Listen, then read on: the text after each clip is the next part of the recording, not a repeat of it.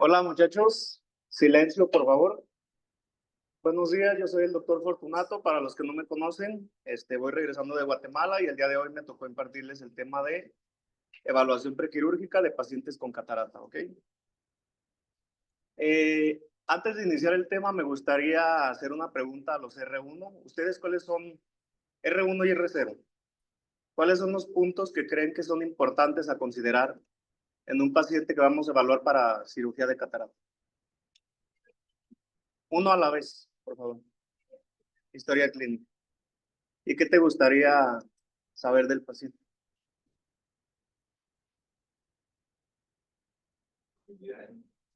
Heredofamiliares, medicamentos. Ajá.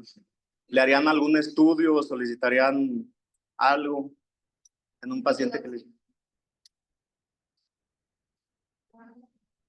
Ok. ¿Alguien más? Ajá. La agudeza visual solamente harías una agudeza visual normal, habrías Va, muy bien. Bueno, y entonces, pues claro que sí, sería iniciar haciendo una buena historia clínica, como dicen ustedes, realizando una buena agudeza visual, tanto con corrección como sin corrección. Revisar cuál es la calidad de vida del paciente. Si este paciente tiene una agudeza visual probablemente de 20-40, que mejora todavía con la corrección, pero muchas de las veces estos pacientes tienen alguna metropía, alguna anisometropía que ya no les permiten tener una buena calidad de vida. Entonces, es ahí cuando tú vas abriendo camino al diagnóstico que vamos a realizar. Muy importante preguntar sobre el trabajo, a qué se dedica el paciente, si el paciente es un paciente agricultor, si es un paciente que se la pasa en oficina, detrás de los monitores. Todo esto es muy importante también indagar sobre esto. Los hábitos del paciente, obviamente, también es un punto muy importante a tomar. Hay que ver si el paciente es un paciente que hace actividad física, si es un paciente que normalmente utiliza algún tipo de drogas, es un paciente que toma alcohol, es las toxicomanías más que nada, ¿no? Saber qué es lo que usa el paciente. Los antecedentes personales patológicos también muy importantes, que vamos a hablar de ellos en un momentito, y los heredofamiliares también son de suma importancia en estos pacientes. En los personales patológicos, pues preguntar principalmente por enfermedades crónico-degenerativas, ¿no? Muchas de las veces te llegan los pacientes y somos muy dados aquí en México a decir, tengo prediabetes o tengo diabetes, pero yo no siento nada y no tomo ningún medicamento. Desde ahí ya nos estamos dando cuenta que es un paciente que no se cuida, es un paciente que no está controlado. Entonces hay que solicitar laboratorios, hay que indagar más allá de lo que nos dice el paciente. No hay que dejarnos llevar nada más porque viene y vimos una catarata, una opacidad en el cristalino y decimos, ah, ok, es una catarata. ¿Por qué? Porque precisamente puede llegar a suceder lo que dice el doctor Ábalos, de que muchas de las veces hacemos un diagnóstico erróneo a raíz de que no solicitamos los demás estudios, no indagamos más en este paciente. Entonces es muy importante tomar en cuenta todos los puntos que vamos a hablar en esta charla, ¿ok? Hay que preguntar sobre enfermedades autoinmunes, lupus, artritis reumatoide también, por el uso de fármacos, que también vamos a hablar ahorita, por alguna alteración en el sistema nervioso central, por hiperplasia benigna en el caso de los hombres, o por alguna enfermedad viral. Si tienen o se conocen con alguna enfermedad viral, preguntar al paciente desde cuándo están con este diagnóstico y si le han dado seguimiento o si están bajo tratamiento, ¿ok? O si se controló. En cuanto a los fármacos, hablando de los pacientes que usan estos medicamentos, principalmente la tamsulosin, que es un beta bloqueador alfa 1, que nos puede llegar a ocasionar un iris flácido, un prolapso de iris a la hora de la cirugía. Más que nada estas complicaciones se dan en el transquirúrgico, ¿no? Por ejemplo, un prolapso de iris puede llegar a suceder por las incisiones que nosotros hacemos a la hora de realizar la FACO en un paciente que toma este tipo de medicamentos. También muy importante preguntar si estos pacientes toman o usan algún tipo de anticoagulantes, preguntar cuánto tiempo lo tienen tomando y obviamente vamos a valorar según sea el caso en cuanto a los laboratorios prequirúrgicos que vamos a solicitar. Vamos a ver si los tiempos se encuentran dentro de parámetros normales y la literatura mencionaba que nosotros vamos a decidir si decidimos suspender el anticoagulante o definitivamente le decimos al paciente continúe con ellos. ¿Por qué? Porque las cirugías oftalmológicas, más que nada estas de catarata intraoculares, pues no son muy sangronas. Entonces estos pacientes podemos decidir si suspendemos el medicamento o le decimos al paciente continúe con él, ¿no? Según el resultado de los estudios. También preguntar sobre el uso de medicamentos, los corticosteroides principalmente, ya que estos medicamentos, como sabemos, nos pueden llegar a aumentar la presión intraocular. También tienen el riesgo estos pacientes que son usuarios de estos medicamentos, tanto tópicos como tomados, que la cirugía se retarda mucho más la recuperación. Y bueno, la principal complicación o el miedo que pudiéramos llegar nosotros a tener es el aumento de las presiones intraoculares durante o posterior a la cirugía también, ¿ok? Dígame, doctor. Carlos. Carlos.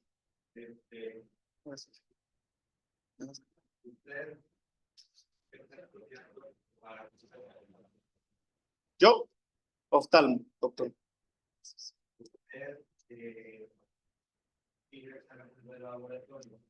Uh-huh.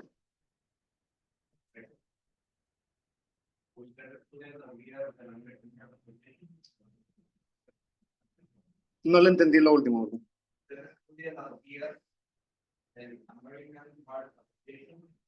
Sí. Pues ahorita no lo has estudiado, doctor, pero pues debería.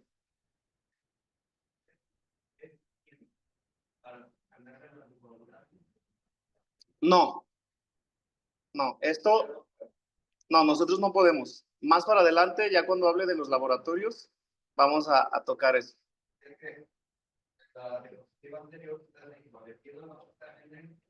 Sí. Sí, tienes razón.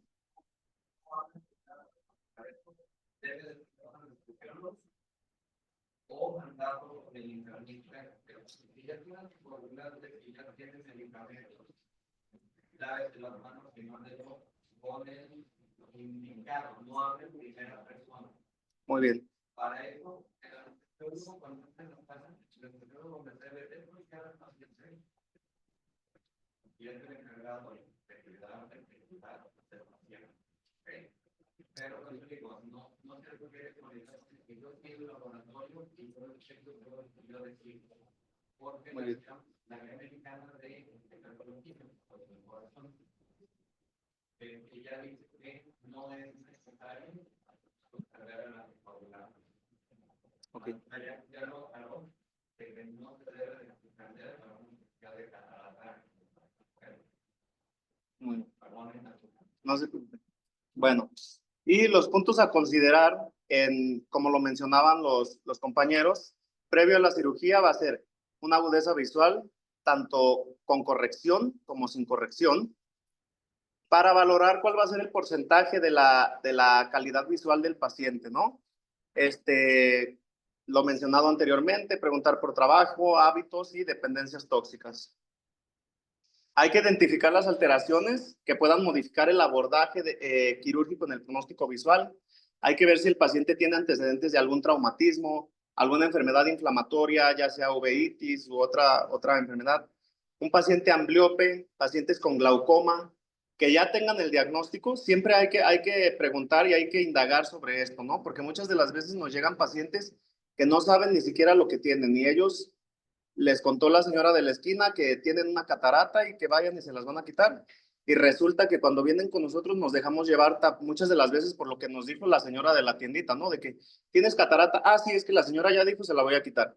No, esta es la importancia de hacer una buena anamnesis del paciente, la importancia de indagar sobre y la importancia de estudiar bien qué es lo que realmente yo quiero encontrar. Si realmente mi paciente es candidato o definitivamente lo voy a descartar y voy a tomar otras medidas con él, ¿no? Hay que ver si tenemos alteraciones en el nervio óptico, si el paciente ya fue intervenido previamente alguna cirugía, alguna vitrectomía, alguna cirugía refractiva. Y pues hay que ver y descartar que no tengamos enfermedades de la retina, ¿ok?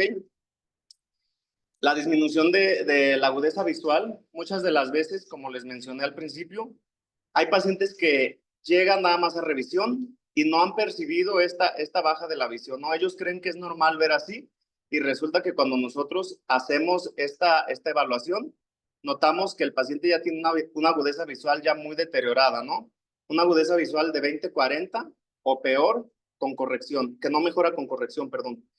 Como les mencioné al principio, cuando tenemos una agudeza visual de 20-40 que mejora aún con la corrección, muchas de las veces estos pacientes, aún al hacer la corrección, o ya son pacientes que ya los corrigieron previamente y te están llegando constantemente a la consulta diciéndote, doctor, yo no me siento cómodo, no me gustan los lentes, y resulta que estos pacientes, a la hora que nosotros los revisamos, ya tenemos cambios en el cristalino y tenemos un paciente con alguna metropía o ya con cambios importantes en el cristalino, y es ahí donde nosotros vamos a decidir si operamos a este paciente ya con con una agudeza visual mejor a 20-40, pero que ya no está conforme con la visión. Entonces hay que tomar todos estos puntos en cuenta, perdón. Las pruebas que nosotros realizamos para tomar la agudeza visual, principalmente es la cartilla de Snellen. Muy importante hacer la prueba con el paciente bajo un lugar muy iluminado y también en penumbra, importante realizarlo. ¿Por qué? Porque la visión en las cataratas se comporta diferentes.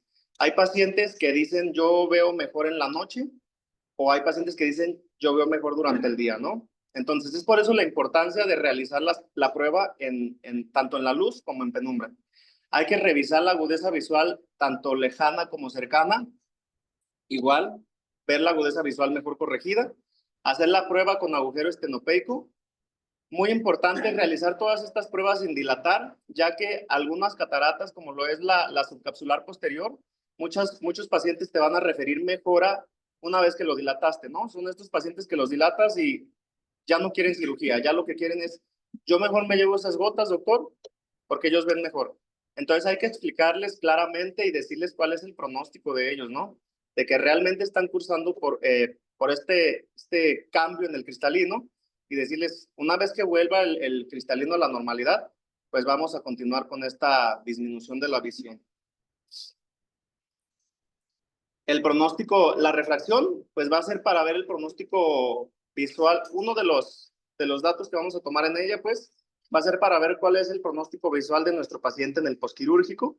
Nos va a servir para planificar el tipo de lente intraocular que vamos a utilizar a la hora de la cirugía y para planificar cuál va a ser la refracción que nosotros queremos obtener después de esta cirugía, ¿ok? Hay que tomar en cuenta si realmente esta catarata que nosotros estamos viendo o esta disminución de la visión la está justificando la catarata.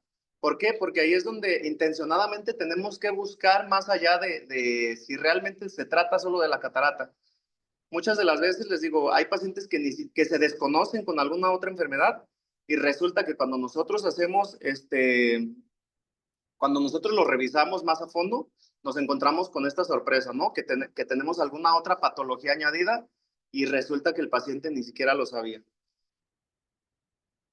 La sensibilidad al contraste, pues bueno, esta va a medir la cantidad de contraste necesaria para distinguir un objeto de prueba, ¿no? Esta menciona que la reducción va a interferir con la claridad de la luz en diferentes fondos de colores u objetos de luminosidad. Normalmente, la catarata nuclear te va a referir que les molesta la reducción de la sensibilidad al contraste, pero no son molestos al destello, ¿no? Y la mayor molestia de estos pacientes la van a presentar durante las noches. Y bueno, el síntoma, el síntoma visual inducido por la luz va a ser una disminución de la sensibilidad. Creo que esta la repetí. Perdón. Hablando del síntoma visual inducido por la luz, tenemos que las cataratas subcapsulares posteriores, estos pacientes te van a referir que los destellos bajo la luz directa o la luz natural les molestan. Estos pacientes van a estar molestos cuando se ponen frente a estos. Las cataratas corticales te van a referir deslumbramiento bajo la luz del día. Todo el tiempo estos pacientes van a estar molestos con la luz, van a tener mucha fotofobia. Y en las cataratas nucleares es estos pacientes que te refieren que va a predominar el deslumbramiento durante las noches, ¿ok? En cuanto a la percepción de los colores, es otra prueba muy importante y muy sencilla que nosotros podemos realizar durante nuestra valoración en un paciente prequirúrgico de catarata. Esta se va a realizar con las láminas de Ishihara con la intención de ver si el paciente tiene algún dato o algún síntoma de alguna enfermedad neurológica, alguna neuropatía, algún cambio en la retina, pues estos pacientes nos van a referir disminución de la percepción de estos colores. Lo que principalmente vamos a valorar en ellos vamos a considerar el brillo y la saturación de colores en estas tablas con los pacientes. También es muy importante realizar una campimetría en pacientes con medios claros, vaya, que la catarata aún no es muy dura. Hay que valorar si el paciente nos está presentando alguna pérdida visual, ya sea por alguna que sea nada más por la catarata, que se justifique esta por la catarata, o valorar si tenemos alguna enfermedad añadida, ¿no? Las alteraciones en la campimetría o en alguna de las otras pruebas, pues nos van a ayudar a aclarar si el paciente es realmente candidato a la cirugía o no. O nos van a hacer pensar si el paciente ya tiene alguna otra enfermedad añadida, la cual tengamos que seguir indagando, seguir revisando más a fondo a este paciente para descartar alguna patología. Y una vez que realizamos estos estudios, ahorita voy empezando con pues siempre hay que explicar el pronóstico visual del paciente en el posquirúrgico, ¿no? Y en caso de que nosotros llegáramos a sospechar de alguna otra enfermedad, pues tomar las medidas pertinentes para esto. Hablando sobre la miopización, pues sabemos que la catarata puede aumentar el poder dióptrico del cristalino. Estos pacientes pueden presentar, los pacientes principalmente que presentan una catarata esclerótica nuclear, son los pacientes que presentan una miopía leve o moderada, y son estos pacientes que te dicen, llegan contigo y te dicen, yo tengo catarata, pero yo veo de cerca perfectamente, doctor, lo único que me falla es la visión lejana. Entonces, ahí estamos ya sospechando de probablemente una catarata esclerótica nuclear, ¿no? Hay que revisar completamente al paciente. Y estos pacientes son los que les mencionaba, que muchas de las veces te refieren mejoría con la corrección, pero resulta que ya tienen una anisometropía intolerable, ¿no? Una anisometropía que ya no los deja tener una buena calidad de vida, y por lo tanto hay que valorar desde ese punto si decidimos, ¿no? Hacer la cirugía o definitivamente no. La diplopia o la poliopia monocular, estas son alteraciones en las capas internas del núcleo. Normalmente la van a presentar los pacientes con catarata nuclear o cortical. Y son estos pacientes que de repente ven imágenes fantasma, que ven doble, te refieren, pues sí, que ven dos imágenes a la vez de repente cuando les ponen los dedos. Y en esta principalmente, pues hay que descartar alteraciones en el sistema nervioso central. Siempre hay que hacer la prueba monocular. Hay que pedirle al paciente que se tape un ojo y que se tape el otro. Y muchas de las veces es ahí cuando el paciente te va a referir que está viendo estas imágenes. Cuando sospechamos de alguna enfermedad o de alguna tumoración en el sistema que nos está afectando el sistema nervioso, cuando el paciente tiene esta diplopia y es binocular, ¿ok? Es ahí cuando ya decimos, bueno, podría ser la catarata, pero hay que indagar más a fondo si realmente se trata de esto. Aquí les puse los principales tipos de catarata. Estas son las cataratas primarias. Las principales son la nuclear, la cortical y la subcapsular. Y bueno, les puse esta tablita de síntomas que creo que me parece muy interesante. Normalmente en la nuclear y la cortical la visión lejana se va a ver abolida y en la subcapsular posterior la van a percibir normal. La visión cercana se va a mantener intacta tanto en la nuclear como en la cortical, perdón. y la subcapsular posterior es donde vamos a tener una disminución. Y en cuanto a la diplopia monocular y el deslumbramiento, se va a presentar en los 3 tipos de catarata, pero la subcapsular posterior es la que va a referir mayor síntoma de deslumbramiento, ¿ok? La visión de los colores igual, la nuclear y la subcapsular son las que van a estar presentando el síntoma. Y en cuanto a la sensibilidad al contraste, pues todas las anteriores son las que van a presentar este síntoma.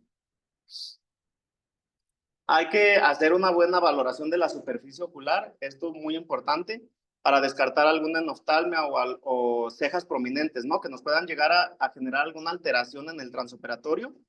Hay que revisar que este paciente no tenga alguna anomalía de cierre palpebral como algún ectropión, lagoftalmos y muy importante siempre valorar la película lagrimal de estos pacientes, ¿no? ¿Por qué? Porque si nosotros metemos a operar a un paciente con una película lagrimal que no es de buena calidad, en el posquirúrgico, pues ahí vamos a tener al paciente como machetito de palo, ¿no? Diciéndonos de que, doctor, no me siento bien, yo siento que hay algo en mi ojo, y resulta que se trata de esto, ¿no? Que es un paciente que tiene una película lagrimal que es disfuncional. Entonces, hay que valorar todo esto para dar tratamiento previo antes de decidir la cirugía, ¿ok? Otras alteraciones podrían ser la blefaritis o la conjuntivitis, las cuales vamos a hacer una evaluación completa para ver si damos un tratamiento previo antes de nosotros intervenir a nuestro paciente, ¿ok? Hay que evaluar los movimientos oculares, hay que descartar, alteraciones como el estrabismo, alguna paresia o nistagmos, ya que a partir de todos estos datos, si nosotros llegáramos a encontrar un paciente con alguno de estos síntomas, alguno de estos datos, estas alteraciones, pues nosotros vamos a decidir desde ahí el tipo de anestesia que vamos a utilizar. Esto lo vamos a hablar un poquito más a fondo más para adelante. Muy importante plasmar todos estos datos que vamos nosotros adquiriendo en nuestra historia clínica, ¿no? Porque, por ejemplo, aquí que habemos demasiados residentes, de repente nos vamos y es muy importante plasmarlo para que cuando llegue otro residente u otro médico a hacer la valoración, pues tengamos toda la nota completa, ¿no? Porque muchas de las veces nada más ponemos la clasificación de la catarata y ya. Entonces, importante tener una historia clínica muy, muy completa. En cuanto a la conjuntiva, pues hay que descartar estas cicatrices, que no encontremos ampollas filtrantes. Hay que ver que los pacientes no tengan algún simblefaron, algún terigión. Normalmente cuando nos encontramos con un paciente que ya tiene terigión, aunque sea un grado 1, hay que considerar primero la resección de este. ¿Por qué? Porque nos puede llegar a alterar o a modificar la anatomía de nuestra córnea. Entonces, a la hora que nosotros vamos a realizar nuestro cálculo de lente, pues vamos a tener no vamos a tener los valores normales. Hay que revisar, muy importante también el grosor corneal. Igual hay que hacer una evaluación. Si no encontramos anomalías endoteliales, hay que ver si no encontramos depósitos retroqueráticos, que aquí se los puse con la flechita. Algún uso de Krukenberg, datos de uso de Krukenberg. Si nosotros llegáramos a encontrar datos como estos, pues ahí estamos sospechando de que el paciente tuvo o tiene alguna otra patología, ¿no? Y aunque parezca mentira, es muy normal encontrarnos con este tipo de pacientes. Entonces, todos estos datos importantes, hacer una evaluación, valorarlos y si llegáramos a encontrar alguno de estos, que son de los más importantes, yo considero, pues indagar sobre alguna otra enfermedad, ¿no? Hay que ver si hay irregularidad en la superficie, como alguna distrofia, alguna degeneración, o que ya hayan sido distrofias o degeneraciones antiguas, pues siempre hay que preguntárselo al paciente o indagarlo y revisarlo en la lámpara de hendidura. Revisar por cirugías, preguntar por cirugías previas. Hoy en día nos llegan ya pacientes a cirugía que les hicieron alguna queratotomía radiada, alguna cirugía por queratocono. Entonces, hay que valorar todo esto para nosotros abrir camino y ver cuál va a ser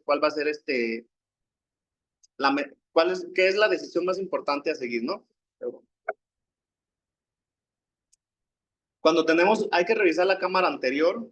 Cuando tenemos nosotros sospechamos de una cámara anterior estrecha, hay que valorar la profundidad de la cámara, hay que ver cuál es la medida de este ángulo que estamos encontrando y valorar si este estrechamiento es por el desplazamiento anterior del cristalino o estamos encontrándonos con datos de alguna otra patología o sospecha, ¿no?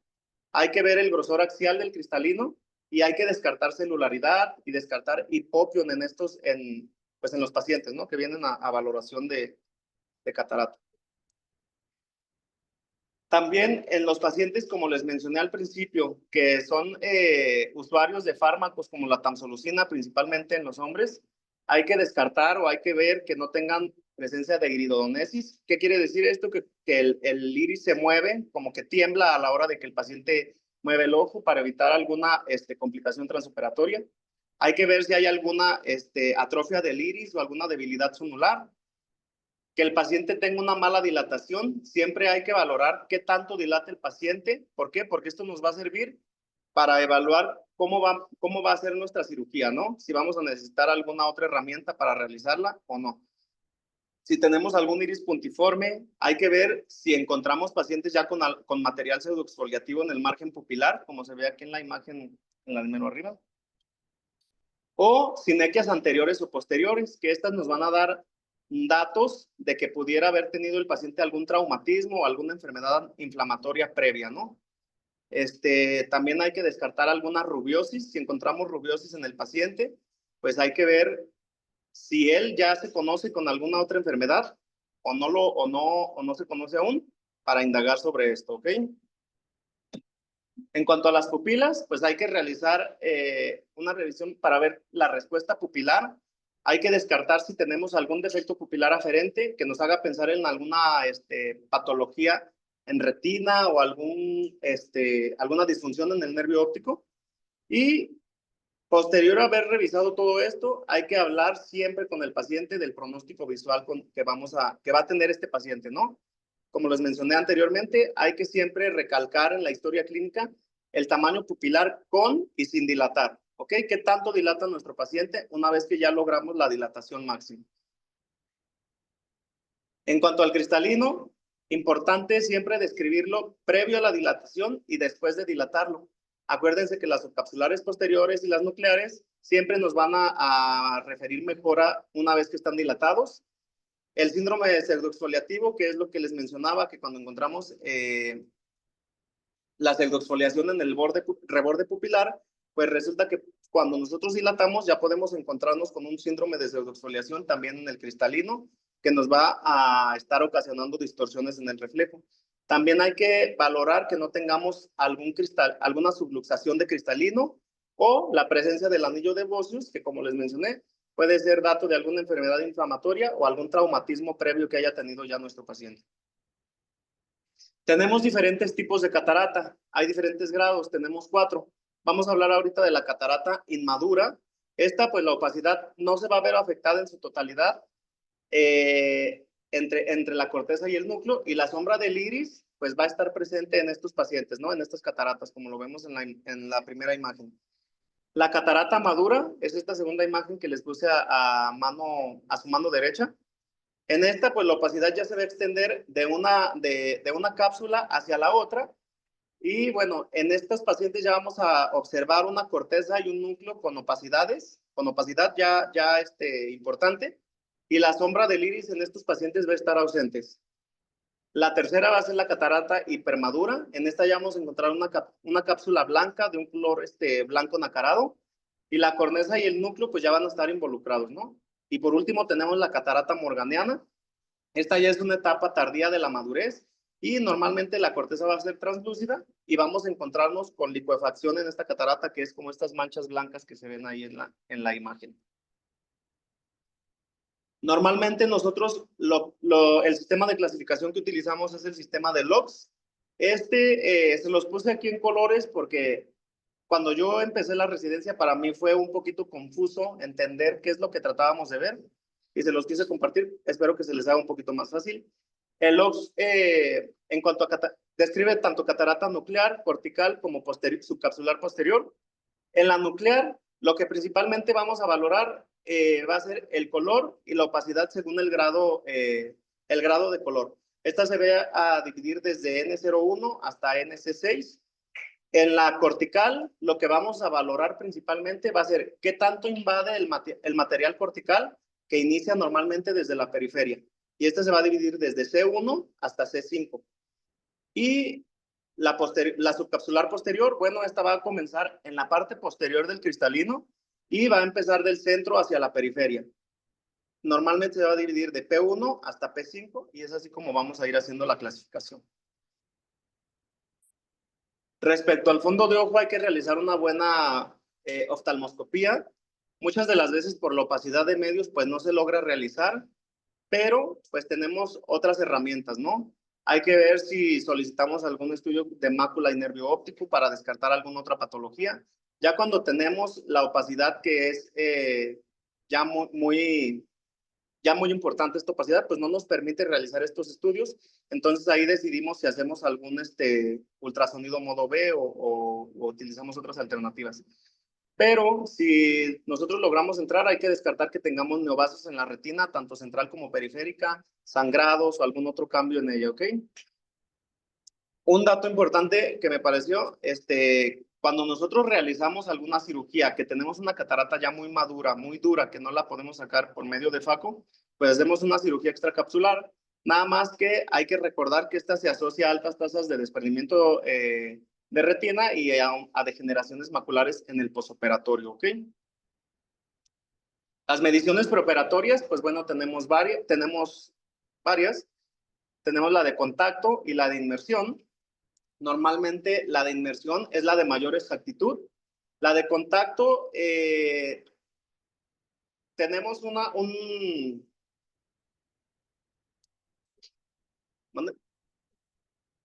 en la de contacto, lo que llega a suceder, que pudiera llegar a ser poco confiable, es que como nosotros tocamos directamente la córnea, pues llegamos a modificar la longitud axial de esta. Entonces, este es uno de los principales errores refractivos por la presión que nosotros hacemos en la córnea a la hora de hacer este cálculo de lente por contacto. Siempre hay que ser muy sutiles a la hora de realizarlo, ya que el acortamiento en cuando nosotros lo hacemos, se dice que es de 0.1 a 0.32 de la longitud axial. En cuanto al cálculo de lente por inmersión, pues este es de mayor exactitud, pero no se puede realizar en cataratas hipermaduras y brunescentes. El beneficio en este es que no se toca la córnea y por lo tanto pues no se va a modificar la longitud axial de ¿ok? Todo esto, una vez que nosotros decidamos ya realizar un cálculo de lente, es porque nosotros ya hicimos una evaluación previa del paciente y estamos seguros de que nuestro paciente realmente es candidato para la cirugía de catarata. Si nosotros llegamos a encontrar alguna otra sospecha de alguna otra enfermedad, pues hay que tomar las medidas pertinentes, ¿ok? También tenemos la medición preoperatoria por IO Master, que este es por interferometría. Este es el de mayor exactitud, es el más innovador, ya que en la misma toma te toma la longitud axial, te toma la medida de la cámara anterior y el grosor del cristalino y te da las queratometrías. El beneficio también con este es que este llega hasta el epitelio pigmentario de la retina y a diferencia que la biometría, ¿no? La biometría llega solamente hasta a la membrana limitante interna. Las desventajas en el IO Master es que no va a funcionar en cataratas maduras, ¿ok? Siempre hay que tomar en cuenta que cuando nosotros hagamos un cálculo de lente, hay que hacerlo en ambos ojos. Independientemente si se va a operar nada más un ojo, siempre hay que realizarlo en ambos ojos para ver y comparar las longitudes axiales. Hay que hacer, si nosotros no tenemos alguna opacidad de medios o no podemos entrar al fondo de ojo, hay que realizar un ultrasonido para descartar algún estafiloma o alguna lesión en este ojo, ¿ok? Las tres principales fuentes de error en el cálculo de lente, pues va a ser la modificación de la longitud axial por la presión, la posición refractiva del lente intraocular y la refracción en el posoperatorio, que va a contribuir al 79% del error total. Cuando tenemos alguna sorpresa refractiva, ¿cuáles van a ser las desventajas? Bueno, pues principalmente, pues que vamos a tener que volver a hacer una reintervención quirúrgica con este paciente, vamos a tener mayor pérdida de células endoteliales y el riesgo de complicaciones pues se va a aumentar a un grado más alto, ¿ok? Vamos a tener un paciente inconforme y pues el tiempo de recuperación en el posoperatorio también se va a alargar y pues obviamente lo que todos los pacientes preguntan, doctor, ¿tiene garantía? Doctor, ¿va a tener algún costo? El impacto económico en el paciente, muy importante también tomarlo en cuenta, ¿ok? En cuanto a la topografía corneal, pues, como lo mencioné, pacientes que ya tuvieron alguna intervención previa, pues no hay que dejarlo pasar, ¿no? Para revisar a nuestro paciente, ahora sí que de pie a pa, solicitar esta topografía corneal en pacientes que tuvieron algún tipo de cirugías o alguna alteración en el ojo, o que tienen inclusive queratometrías altas en el autorrefractor, pues de preferencia hay que solicitarla, ¿ok? En pacientes que van a ser sometidos a lente intraocular trifocal o tóricos para evitar sorpresas refractivas en el posoperatorio, ¿ok? La microscopía especular también hay que solicitarla en pacientes que tenemos alguna alteración en la córnea, como alguna de estas que ya están aquí en la microscopía especular normal, pues se dice que la literatura dice que en adultos jóvenes es de 2.500 a 3.000 células y anualmente tenemos una pérdida de 0.6%. En la microscopía especular principalmente vamos a valorar las células hexagonales que estén mayor al 50% y el coeficiente de variación, perdón, que esté de 0 a 25%, ¿ok? El espesor corneal, cuando tenemos un espesor corneal que está menor a 640, tomemos en cuenta que va a ser un paciente con un alto riesgo de descompensación corneal en el posoperatorio. Entonces, mucho cuidado con esto, ¿ok? La ecografía, pues cuando tenemos estas opacidades en las cataratas muy duras que no nos permiten ver, en este caso las brunescentes o morganianas, las subcapsulares posteriores que no nos permiten la valoración del polo posterior, o cuando vamos a tener algún recambio de lente intraocular, que ya tenemos opacidad de medios, hay que hacer esta ecografía modo B para descartar si tenemos restos de catarata, algún hemovitrio, algún desprendimiento de retina, membranas o inclusive alguna vitreitis que no nos permita ver el fondo de ojo con claridad, ¿ok? Hablando sobre los laboratorios que hay que solicitar, pues va a ser la biometría hemática, la química sanguínea, una hemoglobina glucosilada, siempre muy importante solicitarla, el electrocardiograma, el ego, los tiempos de coagulación. Y cuando tenemos un paciente con una enfermedad cardiovascular, siempre, bueno, aunque no tenga la enfermedad, yo consideraría que siempre hay que solicitar la interconsulta con medicina interna y con cardiología, ¿ok? Para hacer como mencionaba el doctor Ábalos, para que sea una cirugía segura. En cuanto a la anestesia, pues tenemos diferentes tipos de anestesia. Tenemos la anestesia tópica, la anestesia subtenoniana, la perivulvar, retrovulvar y la anestesia general. En cirugías oftalmológicas casi no se va a requerir la anestesia general, en especial cuando vamos a ocupar la cooperación del paciente, ¿ok? En todas este tipo de cirugías intraoculares, extracción de catarata, trasplante de córnea, cirugías de glaucoma, vamos a hacerlo con anestesias, sin anestesia general, anestesia local. Las contraindicaciones, bueno, tenemos contraindicaciones tanto absolutas como relativas. Absolutamente no vamos a utilizar anestesia general cuando tenemos un paciente ya confirmado con algún tipo de alergias, alguno de los anestésicos que se utilizan, cuando tenemos un paciente con nistagmus. Y las contraindicaciones relativas va a ser para realizar retrovulvar o perivulvar en ojos que tenemos alguna elongación, estafilomas, ojos con oftalmos. En pacientes con una duración prolongada de cirugía, pues ahí vamos a valorar si lo hacemos con alguna de estas locales o consideramos la anestesia general. En niños, en pacientes que no cooperan, también pues de preferencia una anestesia general, o pacientes con movimientos involuntarios que tengan alguna alteración en el sistema nervioso, pues hay que considerar la anestesia general para ellos. Y bueno, siempre preguntar por trastornos hemorrágicos del paciente, por el uso de los anticoagulantes, como lo mencioné desde un principio, y realizar o hacer que nos firmen un consentimiento informado médico-legal, tanto para protegerse ellos como protegernos nosotros, ¿no? El consentimiento informado siempre tiene que estar completamente lleno y bien explicado al paciente. Hay que ver y nosotros considerar si nuestro paciente va a ser un paciente que va a cumplir con las indicaciones, un paciente que se va a estar aplicando los colirios como nosotros lo estemos indicando, perdón, y siempre hacerle mucho hincapié al paciente que tiene que regresar a sus consultas en el posoperatorio y explicar las restricciones de actividades físicas y alimenticias en el posoperatorio, ¿ok? Las indicaciones preoperatorias pues van a ser en pacientes que desean una mejor visión, perdón, que tengan una disminución de la función visual. Si la agudeza visual consideramos nosotros que va a mejorar en el posoperatorio, pues claro que está indicado. Y cuando tenemos cataratas bilaterales, muy importante siempre operar primero el ojo más dañado y una vez que recuperamos este ojo, ya consideramos la intervención del segundo ojo, ¿ok? También cuando tenemos un pronóstico poco favorable, hay que operar el ojo que tenga mejor pronóstico y ya posterior a la cirugía y a la mejora de este paciente, realizamos estudios y vemos si el otro ojo también vamos a tener éxito en la cirugía o no y decidimos dejarlo así. Una agudeza visual mejor corregida, una agudeza visual mejor corregida a 20/40 o peor, también es un candidato para cirugía.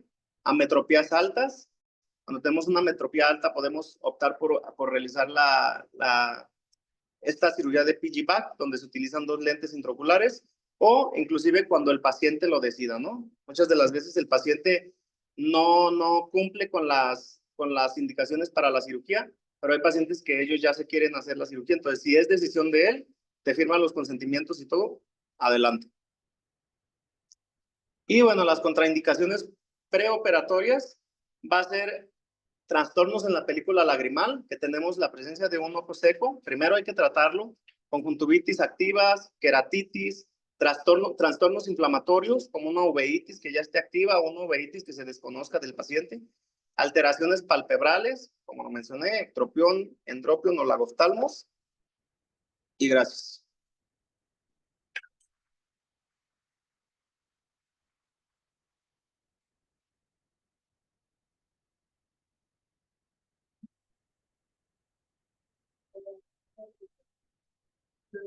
La aplicación programática de promocionando en pacientes diabéticos para prevenir un edema macular cistoide, o sea, como protocolo. Pregunta muy buena.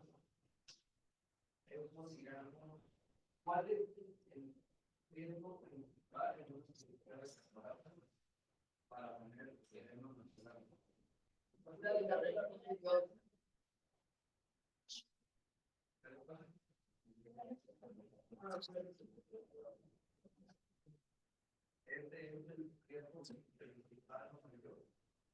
para